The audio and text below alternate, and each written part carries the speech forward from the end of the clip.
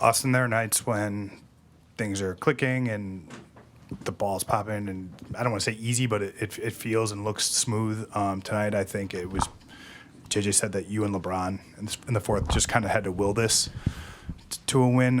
What did it feel like out there? And I guess, yeah, just like, can you describe the place you went to early through the mid fourth quarter? Yeah, I mean, kind of like we talked about on the way over here. Wasn't a pretty game. We didn't execute the way we, really needed to. But you have so many games, it's going to happen. And in those situations, you just got to figure out a way to win. You're not, like I said, playing the way you want to, playing up to your standards as a group.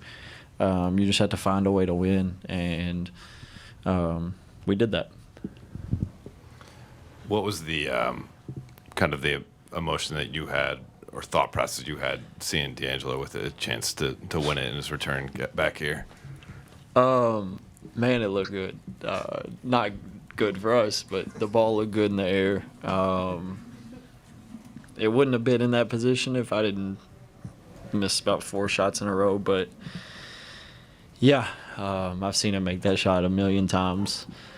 Max played good defense, but, good defense can only, take you so far sometimes. And like I said, I've seen him make that shot. And fortunately, it didn't go in, so thank you. But, yeah, he played a hell of a game. Yeah.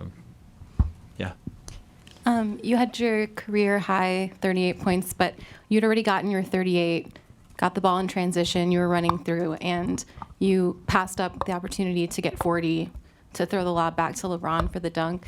Do you feel like that's emblematic of your game in some way? I feel like a lot of players would maybe take that opportunity to get those extra 2 points. I had opportunities after that to get 40. I just didn't make them. But I'm not worried about the points. I'm worried about winning. I would say 95% of the time, if there's a situation like that, I'm going to throw the ball up to him. I've seen my whole life him catching lobs, him dunking. So to be the one throwing him the ball is still cool to me, especially at his age. Not saying he's old, but he's getting up there and he can still, jump way better than, most people ever can. So I don't really think it was a great pass, but to him, he don't miss many lobs.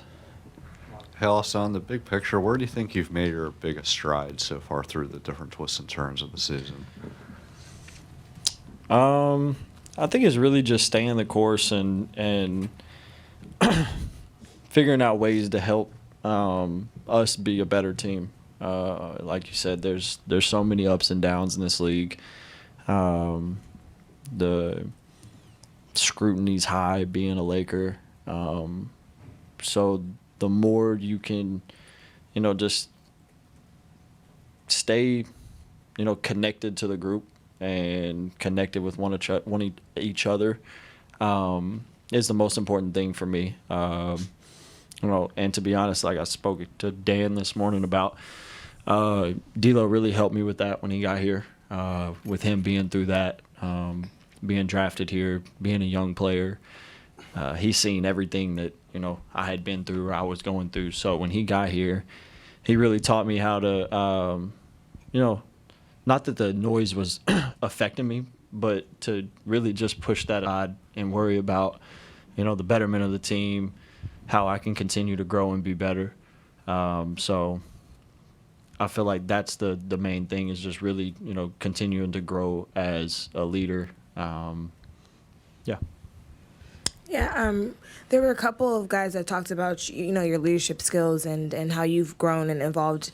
What do you think, where did you dig deep into to get from, the slump that you were having to career high? I just stayed the course. Basketball basketball and golf are my safe place. I really enjoy both of those. But sometimes, when you aren't playing well, you can think about the things that you could be doing better, or that's with everything in life. And instead, just continuing to do what you were doing and just trusting the process of the work that I put in. And nothing's changed since I've been in the league. I'm in the gym, I'm getting extra shots. So I rely on that instead of letting that affect me. A couple of bad games, everybody has them. It's just like I said, it's what can I do in those games to even help us be successful. And to have a night like tonight, feels good. But the win, that's all that matters. Austin, kind of a two-part question. One, I assume this will be your first look at Intuit Dome. Your whole career, when you've played the Clippers, you've used your same locker room. You've come to this office. What do you think it'll be like in terms of the rivalry for them to have their own space? And I guess secondly, they're going to throw, I'm sure, size, athleticism, toughness. Like, that's kind of what they do. What kind of game are you expecting from them defensively? The first question. And yeah, I've heard that place is sick. I heard it's really cool. I obviously haven't been yet. I don't know. That's a great question. I haven't really thought about it. I think that Brian asked after the game, what the situation on us for arriving is, and I think that they got all that figured out. So I'll just have to ask somebody. But I think it'll be fun. Them getting their own space. And as far as how they play, they're a very physical defensive team that plays super hard. And then you got James Harden on the other side that is the engine of their offense. Norman Powell's honestly playing at all-star level, shooting the ball very well, I think he's averaging 24. So they're a really good team. We just had to go in there prepared. I think it was last year, maybe the year before, where I think the first time I got blitzed in the league was against the Clippers, and I came off the first ball screen and they blitzed me, and I was like, what the? I ain't never been blitzed in the league, so kind of threw me off. But I've seen a little bit of everything since then, so I'm just excited for the opportunity to go compete. Last game after Miami, you talked about kind of your role, just creating for others. You had 14 assists. Obviously, at the end of December, you had a game with 16 assists. Tonight you have 38, career high. Can you talk about, from your perspective, when you're out there on the floor, just the ebbs and flows of kind of your role kind of shifting that tonight from having to score more versus create for others out there? Yeah, I think one of my gifts is being able to fill out the game through the process of the game, and whatever that might be, to do that on that night. The other night against Miami, like you said, 14 assists. Rui had it going, Brian had it going, 80 always has it going, Max was shooting well, so Gabe played well. Everybody was, playing well, and my thought process was getting them open looks. And then tonight,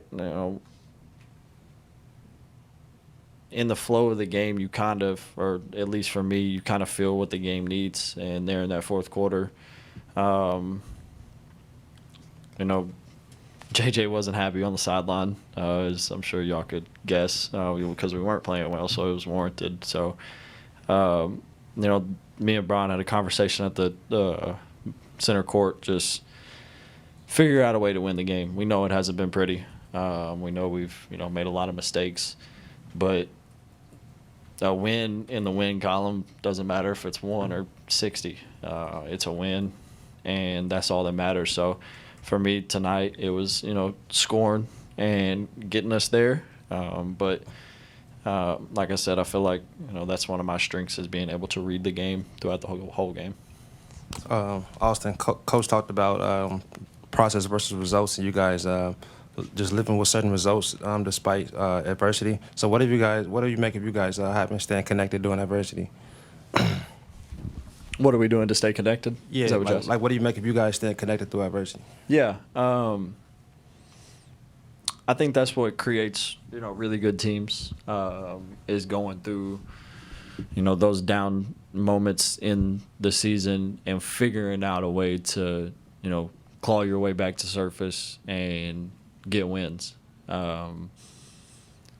There's, honestly, there's probably for every team in the NBA almost, there's a lot of situations in the league where you feel like you're not going to get out of it. But like I said, that's when you got to be connected the most and trust, what the coaches are saying.